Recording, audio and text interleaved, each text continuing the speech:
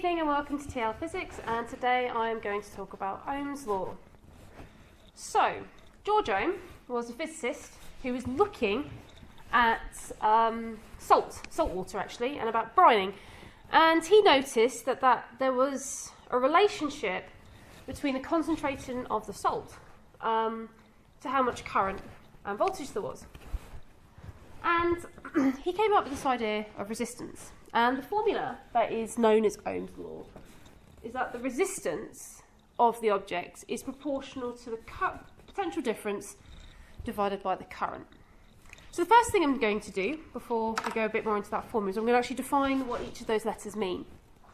So this here is known as potential difference.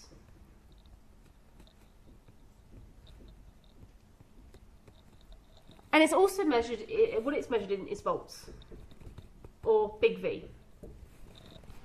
And it's important that you realise this idea of potential difference, okay, is all to do with energy. And you can talk about potential difference in terms of electric fields and other types of fields too. For example, here I have 10 joules of GPE. And here I have 5 joules of GPE. There is a difference in potential. So you'll be seeing this formula potential here in lots of other different topics. You're seeing electric field, you'll see it now, and you'll see it in gravitational fields. Okay. But in the case of electric fields, it has the unit of volts. Current is the flow of charged particles around the circuit, and it is measured in amps, or the letter A. Resistance, R, so this is current. Resistance, R, is basically the opposition of this flow of electrons. So it's the opposition